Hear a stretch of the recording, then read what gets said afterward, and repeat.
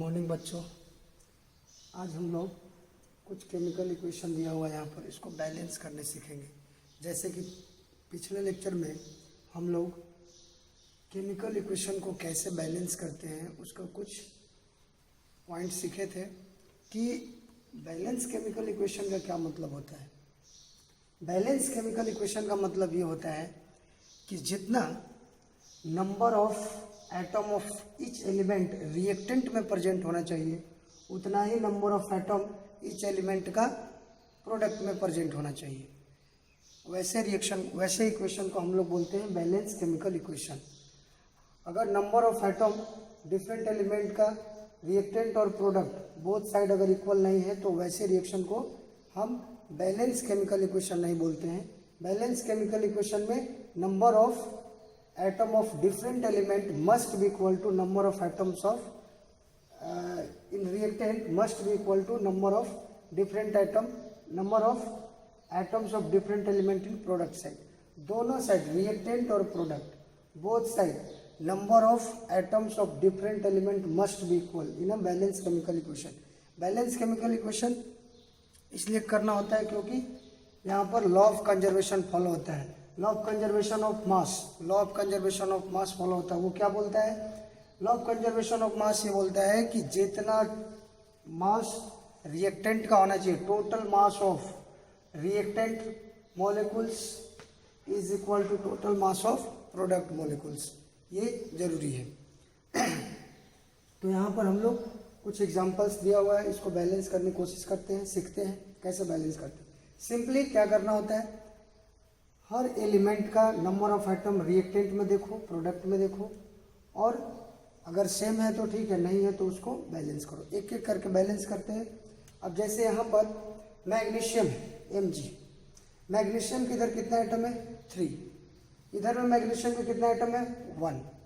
तो पहले हम मैग्नीशियम को बैलेंस कर लेते हैं 3। यहाँ पर 3 लगाने से क्या हो रहा है, मैग्नीशियम बैलेंस हो जा रहा है। उसके बाद नेक्स्ट आते हैं, देखते हैं नाइट्रोजन को। नाइट्रोजन के इधर कितना आइटम है 2, प्रोडक्ट में नाइट्रोजन के कितना आइटम है 1। तो उसको क्या करेंगे, यहाँ पर अगर 2 लिख दें तो यहाँ पर देख रहे हैं कि मैग्नीशियम और नाइट्रोजन दोनों के आइटम क्या हो गए, बैलेंस हो गए। इधर भी 3 है, इधर भी 3 है, यहाँ पर 2 आइटम, यहाँ पर नाइट्रोजन के 2। अब देखो, अब यहाँ पर मैग्नीशियम और नाइट्रोजन तो बैलेंस हो गया, बट अभी भी कुछ एलिमेंट है जैसे ऑक्सीजन है, हाइड्रोजन है, इसको भी तो बैलेंस करना पड़ेगा। अब यहाँ पर ध्यान से देखो, ऑक्सीजन के कितने आइटम है इधर 1, इधर कितने हो गए हैं, तो देखो यहाँ पर 2 था, ये ब्रैकेट में हॉल ट्वाइस का मतलब होता है ये भी, इसके भी 2 आइटम है, इसके भी 2 आइटम है, तो यहाँ पर ऑक्सीजन के 2 आइटम है, ठीक है। और यहाँ पर 3 लिखने का मतलब जब भी ऐसा हो तो इसको और इसको मल्टीप्लाई कर दो, उतने ही ब्रैकेट के अंदर वाले आइटम होंगे। तो 3 × 2 कितना हो गया 6, मतलब यहाँ पर ऑक्सीजन का कितना आइटम है 6। तो यहाँ पर ऑक्सीजन के 6 आइटम करने के लिए हमको यहाँ पर क्या रखना पड़ेगा, 6 लिखना पड़ेगा। अब लास्ट में क्या बचा, हाइड्रोजन। हाइड्रोजन के कितना आइटम है 6 और × 2 कितना हो गए 12। इधर देखो, इधर में हाइड्रोजन के कितने आइटम है, यहाँ पर 3 है, यहाँ पर 2 है, तो इसको मल्टीप्लाई करो, कितना हो गया 6। तो हाइड्रोजन के यहाँ पर कितने आइटम हो गए 6, और यहाँ पर देखो 2 3 जा 6, तो 6 और 6 कितने हो गए 12। तो मतलब प्रोडक्ट में भी हाइड्रोजन के 12 आइटम हो गए और रिएक्टेंट में भी 6 2 जा 12, इधर भी हमारा 12 आइटम हो गया। इस तरह से एक बार फिर से इसको चेक कर लो, मैग्नीशियम के 3 आइटम, मैग्नीशियम के प्रोडक्ट में भी 3 आइटम है, नाइट्रोजन के 2 आइटम, नाइट्रोजन के 2 आइटम है, ऑक्सीजन के 6 आइटम, यहाँ पर देखो 3 2 जा 6, और यहाँ पर ऑक्सीजन कितना हो गया 6, यहाँ पर 12 है, तो यहाँ से कितना हो गया 6, और यहाँ से कितना हो गया 6। तो इस तरह से हम केमिकल इक्वेशन को बैलेंस कर सकते हैं। सिंपल काउंट करो रिएक्टेंट में number of atom different element का, और प्रोडक्ट में काउंट करो, और जो बैलेंस नहीं है उसको बैलेंस करो। इसको बोलते हैं हीट एंड ट्रायल मेथड। और यही ज़्यादातर केसों में यही हम लोग यूज करते हैं, ठीक है। अब यहाँ पर देखो, बात यहाँ पर ये आती है कि पहले किसको बैलेंस करना चाहिए। अब यहाँ पर मैग्नीशियम भी है, नाइट्रोजन भी है, हाइड्रोजन ऑक्सीजन है, किसको पहले बैलेंस करना चाहिए। तो जनरली जो मेटल अगर इसमें है तो पहले आप मेटल को बैलेंस करने की कोशिश करो, ठीक है। पहले आप कोशिश करो कि जो केमिकल इक्वेशन में मेटल है उसको पहले बैलेंस कर लो, ठीक है। उसके बाद नंबर आता है नॉन मेटल का, उसके बाद नॉन मेटल को बैलेंस करो, ओके। उसके बाद ऑक्सीजन को बैलेंस करो और लास्ट में हाइड्रोजन को बैलेंस करो, ठीक है। पहले मेटल को बैलेंस करेंगे, उसके बाद नॉन मेटल को, फिर ऑक्सीजन को और फिर हाइड्रोजन को। ये सीक्वेंस अगर फॉलो करें तो आसान होगा बैलेंस करने में केमिकल इक्वेशन को। अब यहाँ पर सेकंड देखते हैं। यहाँ पर देखो मैग्नीज है, ऑक्सीजन है, हाइड्रोजन है, क्लोरीन है। अब प्रोडक्ट उधर है, देखो यहाँ पर। अब देखो यहाँ पर एरो का सिंबल लगाए हैं तो इसका मतलब होता है ये गैस है, ठीक है। इसको बोलते हैं अमोनिया गैस। अमोनिया गैस है हमारा, जो कि रिएक्शन के दौरान बन रहा है। और वो एरो सिंबल कहीं भी केमिकल इक्वेशन में से ऊपर की तरफ दिखाया हो, मतलब इट मीन्स वो गैस है जो कि रिएक्शन के दौरान इवॉल्व हो रही है और वो स्किप कर जाती है, ओके। तो यहाँ पर मैग्नीशियम, ऑक्सीजन है, हाइड्रोजन है, क्लोरीन है। अब यहाँ पर बैलेंस करते हैं। हमने क्या बताया कि पहले अगर कोई केमिकल इक्वेशन है उसमें मेटल भी है, नॉन मेटल भी है, ऑक्सीजन है, हाइड्रोजन है, बहुत सारे एटम है अलग अलग डिफरेंट एलिमेंट के। तो पहले कोशिश करो कि मेटल जो है उसको बैलेंस किया जाए, मेटल पहचानने आना चाहिए।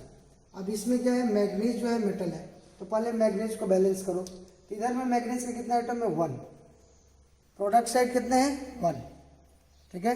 प्रोडक्ट साइड भी 1 है। तो मैग्नीज तो मेटल है और वो बैलेंस है, और कोई दूसरा यहाँ मेटल नहीं है। तो नॉन मेटल देखो, ऑक्सीजन और हाइड्रोजन को छोड़ करके कोई नॉन मेटल अगर है तो यहाँ पर देखो ऑक्सीजन हाइड्रोजन को छोड़ करके नॉन मेटल है हमारा क्लोरीन। क्लोरीन इधर में तो क्लोरीन के एक एटम है, रिएक्टेंट साइड में, प्रोडक्ट साइड में क्लोरीन के कितने आइटम है, 2, और यहाँ पर 2, 4। क्लोरीन के कितने आइटम है, 4 प्रोडक्ट में। तो यहाँ भी 4 करना पड़ेगा, यहाँ भी हमें 4 लिखना पड़ेगा। और एक बात ध्यान रखना, जब एक एटम को जब हम बैलेंस करते हैं तो पहले जो एटम को बैलेंस कर चुके हैं उसको रीचेक जरूर करना, कि वहाँ पर सेकेंड एटम को बैलेंस करने के चक्कर में ऐसा ना हो कि पहले वाले एलिमेंट के एटम डिफरेंट हो जाए। इसलिए जब भी आप केमिकल इक्वेशन को बैलेंस करो तो रीचेक करते रहो बार बार। अब जैसे देखो यहाँ पर मैंने मैग्नीज को पहले बैलेंस किया तो मैग्नीज तो ऑलरेडी बैलेंस था, इधर भी 1 एटम, इधर भी 1 एटम, तो कुछ भी करने की जरूरत नहीं पड़ा। क्लोरीन के लिए देखे तो इधर में क्लोरीन के कितने हैं, 2 और 2 4 एटम है, और यहाँ पर कितने हैं, एक ही है, तो हमने यहाँ 4 लिखा। तो यहाँ पर क्लोरीन एटम को बैलेंस करने के दौरान क्या मैग्नीज एटम पर कोई फर्क पड़ा, नहीं, ये हमें चेक करना है, उसका एटम का चेंज तो नहीं किया, तो नहीं किया। अब नेक्स्ट क्लोरीन भी बैलेंस हो गया। अब आते हैं हम लोग किस पर, अब आते हैं ऑक्सीजन पर। ऑक्सीजन के एटम देखो, ऑक्सीजन के इधर कितने एटम है, 2, इधर में ऑक्सीजन के कितने एटम है, 1। तो ऑक्सीजन को बैलेंस करने के लिए क्या करना पड़ेगा, अगर यहाँ पर हम 2 लिख दें तो क्या ऑक्सीजन बैलेंस हो जाएगा, तो यस बैलेंस हो जाएगा। तो यहाँ पर ऑक्सीजन भी हमारा बैलेंस हो गया। क्या ऑक्सीजन को बैलेंस करने के क्रम में मैग्नीज और क्लोरीन का नंबर चेंज हुआ, तो फिर उसको रीचेक कर लो, मैग्नीज 1 मैग्नीज 1, क्लोरीन कितना था 4, अभी भी कितने इधर 4, तो कोई चेंजेस नहीं हुआ, क्योंकि यहाँ पर 2 लगाने से इसमें क्लोरीन है नहीं तो चेंज नहीं होता। अब यहाँ पर लास्ट में बचा हाइड्रोजन को बैलेंस करना। तो हाइड्रोजन को बैलेंस करने के लिए आप यहाँ देखो, हाइड्रोजन प्रोडक्ट में कितने हैं, 2 2 जा 4, इधर कितने हैं 4, तो हाइड्रोजन क्या हो गया, ऑलरेडी बैलेंस हो गया। तो इस तरह से हम यहाँ पर ये और ये दोनों केमिकल इक्वेशन हमारा क्या हो गया, बैलेंस हो गया। तो आप इसी तरह से रिएक्टेंट में कुछ नहीं करना है, सिंपल है। रिएक्टेंट में number of atom different element का आप काउंट करो, प्रोडक्ट में number of atom different element का काउंट करो, और दोनों का जो नंबर है वो चेक करो इक्वल है कि नहीं है, तो रिएक्शन बैलेंस नहीं है। अगर बैलेंस नहीं है तो आप उसको बैलेंस करिए, ठीक ठीक है। और बैलेंस करने के क्रम में आप इस चीज़ को ध्यान रख सकते हो कि पहले हमको मेटल को बैलेंस करना, अगर इक्वेशन में मेटल इन्वॉल्व है पहले मेटल को करो, उसके बाद नॉन मेटल, फिर ऑक्सीजन, फिर हाइड्रोजन, तो ये ज़्यादा आसान हो जाएगा अगर ये सीक्वेंस आप फॉलो करते हो तो। जैसे होता है ना कि 3-4 डिफरेंट आइटम है तो पहले मैं किसको बैलेंस करूँ, तो आप पहले मेटल को बैलेंस करो अगर मेटल है तो, फिर नॉन मेटल, फिर ऑक्सीजन, फिर हाइड्रोजन। और बैलेंस अगर मेटल को कर दिए उसके बाद नॉन मेटल को जब कर रहे हैं तो फिर मेटल को रिचेक करते रहना है बार बार। फिर ऑक्सीजन बैलेंस करें तो नॉन मेटल मेटल दोनों को रिचेक करते रहना है, यही इसका तरीका है। आप नेक्स्ट देखो, जैसे यहाँ पर है लीड नाइट्रेट, इसको क्या बोलते हैं, लीड नाइट्रेट। लीड नाइट्रेट है हमारा। अब यहाँ पर जब लीड नाइट्रेट को हिट करते हैं तो ये हमारा लीड ऑक्साइड और NO2 गैस और यहाँ पर ऑक्सीजन गैस प्रोड्यूस करता है। अब इसको बैलेंस करना है तो यहाँ पर मेटल क्या है, लीड। तो Pb इधर कितने हैं, Pb के कितने आइटम है 1, इधर लीड के कितने आइटम है 1, ठीक, बैलेंस है। अब यहाँ पर देखना है नाइट्रोजन है, ऑक्सीजन है, हाइड्रोजन तो है नहीं, तो अब यहाँ पर ऑक्सीजन और हाइड्रोजन को छोड़ करके नॉन मेटल कौन सा है, नाइट्रोजन। नाइट्रोजन गैस है तो नॉन मेटल है। तो नाइट्रोजन के इधर कितने आइटम है 2, यहाँ पर ऑल ट्वाइस लिखा है मतलब ये 2, तो नाइट्रोजन का 2 आइटम इधर है, इधर में नाइट्रोजन कितने आइटम है 1, तो यहाँ पर हम नाइट्रोजन को बैलेंस करने के लिए यहाँ पर 2 लिख सकते हैं।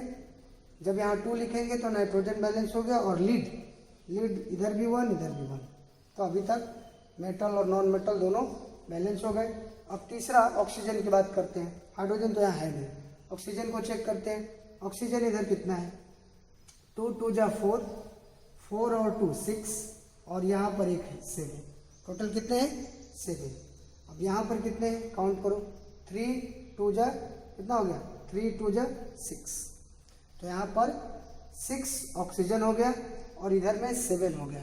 अब क्या करोगे, अब यहाँ पर रिएक्शन हमारे क्या हो गया, यहाँ पर इधर 7 है और इधर में 6 है, तो ऑड इवन हो गया ना। अब क्या करोगे, अब यहाँ पर हमें कुछ चेंजेस करना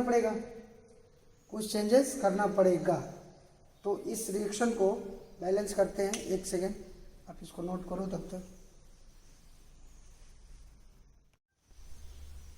हाँ, तो यहाँ पर हम लोग थे लीड नाइट्रेट से बन रहा है PbO, NO2 और O2, तो इस इक्वेशन को हम लोग बैलेंस करे थे। तो पहले हम लोग Pb को बैलेंस किए 1 1, ठीक है, नाइट्रोजन को बैलेंस किए 2, इधर भी हमने 2 बना लिया। और ऑक्सीजन की अगर बात आई तो ऑक्सीजन इधर कितना हो गया, ऑक्सीजन के इधर 6 आइटम है, ऑक्सीजन के इधर 6 आइटम है, और दूसरे साइड ऑक्सीजन के कितने आइटम हो गए 2 2 जा 4, 4 और 2 6 और 7, इधर में 7 आइटम हो गए ऑक्सीजन के और इधर में 6 आइटम, तो कैसे बैलेंस होगा, ऑड और इवन का केस आ गया। अब यहाँ पर क्या करना है, कुछ इसको ऐसा करो कि यहाँ पर किस में चेंजेस किया जाए कुछ, ताकि इधर भी क्या हो जाए इवन बन जाए। अगर मान लो यहाँ पर हम 2 रख दें, अगर यहाँ पर 2 अगर रख दें तो इधर कितने ऑक्सीजन आइटम हो जाएंगे 8, और इधर तो 6 है। लेकिन अब यहाँ पर जब यहाँ 2 लिखे तो बहुत सारे चेंजेज आ गए, तो इस केस में क्या करेंगे, जैसे ही हम यहाँ पर 2 रखें तो फिर हम क्या करेंगे, पीछे वाले आइटम को रीचेक करेंगे। यहाँ पर 2 रखने से क्या हो रहा है, पीबी का वैल्यू भी 2 हो रहा है, तो इधर 2 रखना पड़ेगा, फिर से बैलेंस करना पड़ रहा है। तो यहाँ पर 2 रखा गया, इसीलिए बोले ना कि रीचेक करते रहना है, जब एक को बैलेंस किए तो दूसरे को रीचेक करो, ठीक है। तो अब यहाँ पर ऑक्सीजन को बैलेंस करने के लिए हमें दोबारा चेंजेस करना पड़ रहा है, जिससे फिर मेटल का नंबर ऑफ आइटम चेंज हो जा रहा है, तो फिर मेटल को बैलेंस करेंगे, उसके बाद आगे देखेंगे। अब यहाँ पर Pb को हमने बैलेंस किया, अब यहाँ देखो Pb को बैलेंस करने के लिए यहाँ 2 लिखे, तो अब नाइट्रोजन भी क्या हो गया, नंबर ऑफ नाइट्रोजन के आइटम भी चेंज हो गए।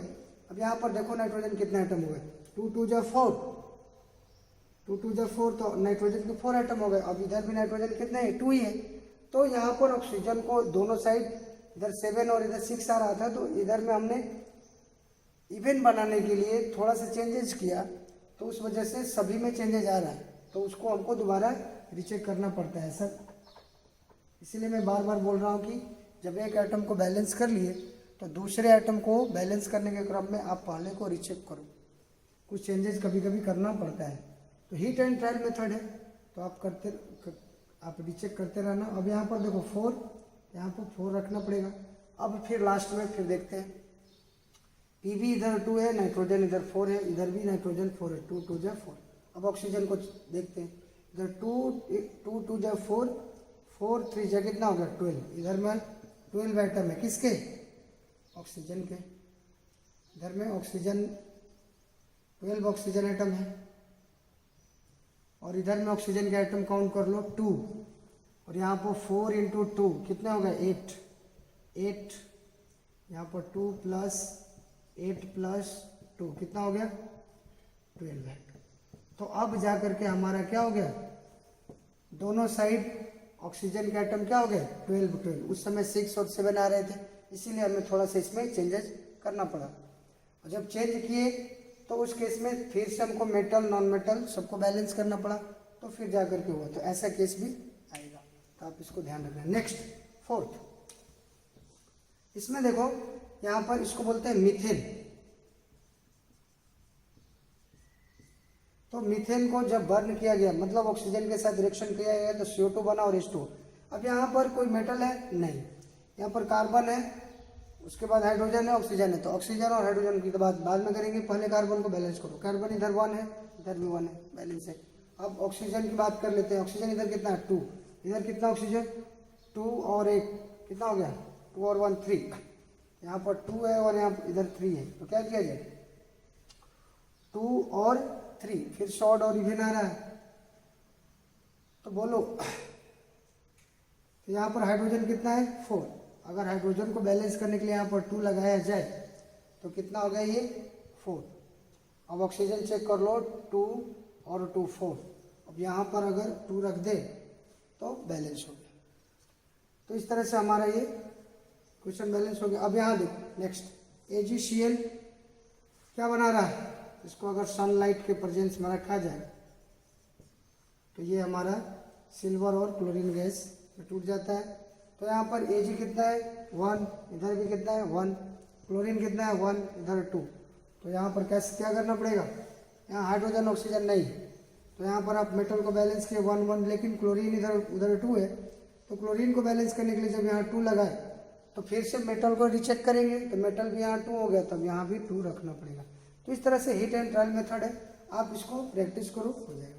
अब यहाँ पर देखो Al2O3 HCl, LCl3 और H2 बना रहा था। यहाँ पर मेटल है हमारा एल्युमिनियम, पहले आप एल्युमिनियम को बैलेंस करो, उसके बाद क्लोरीन को बैलेंस करो, फिर ऑक्सीजन को और फिर हाइड्रोजन को, एक एक करके बैलेंस करेंगे।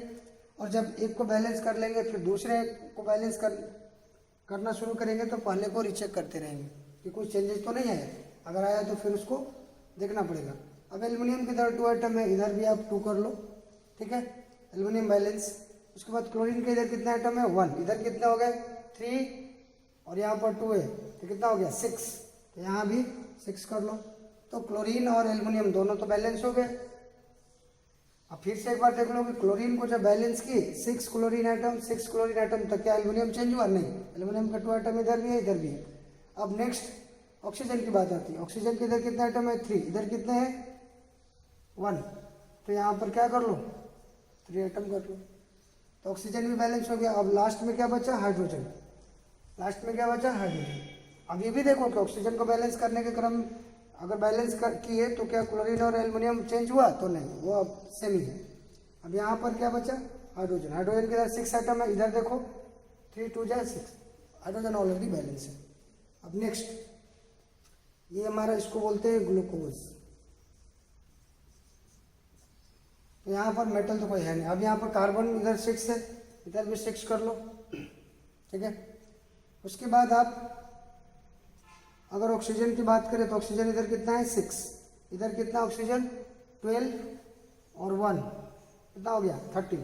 तो यहाँ पर ऐसा करते हैं, पहले हाइड्रोजन को ही कर लेते हैं, 12 हाइड्रोजन, तो यहाँ भी 6 कर लो, तो कितना हो गया 12।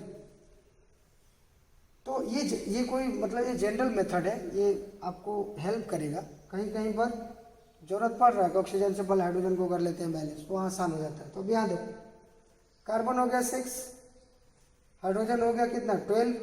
अब लास्ट में ऑक्सीजन को चेक कर लेते हैं कितना हुआ। ऑक्सीजन इधर 6 है, इधर कितना ऑक्सीजन है 12 और 6 18 ऑक्सीजन आइटम।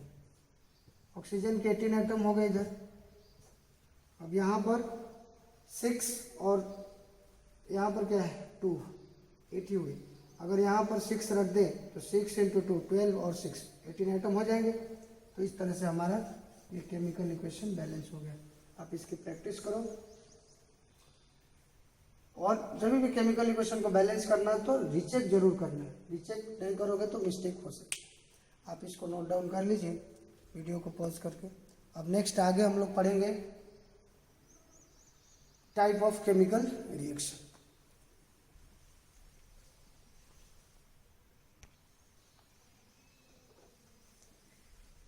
तो अब हम लोग इसमें टाइप्स ऑफ केमिकल रिएक्शन पढ़ने जा रहे हैं।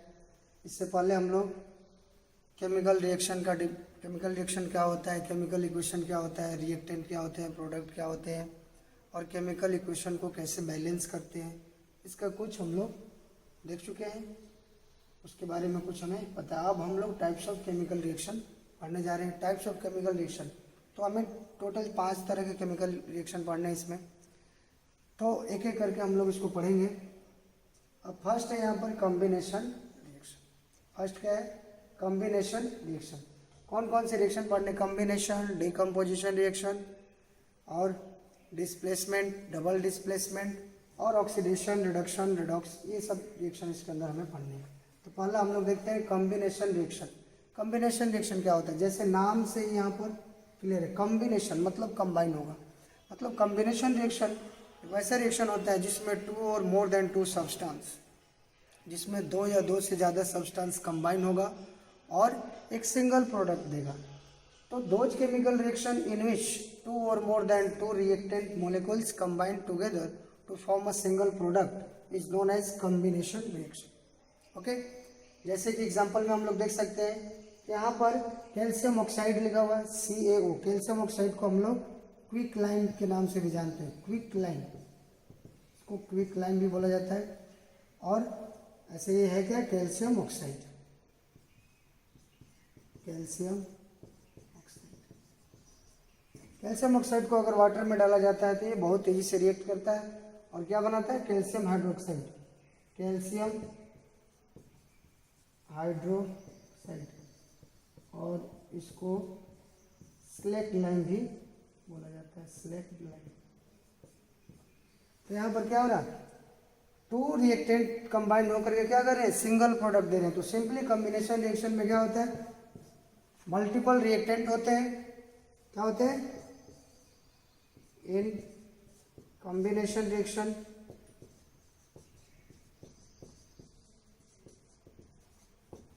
क्या होते हैं, सिंपली अगर बोला जाए सिंपली तो मल्टीपल प्रोडक्ट नहीं, मल्टीपल रिएक्टेंट होते हैं इसमें।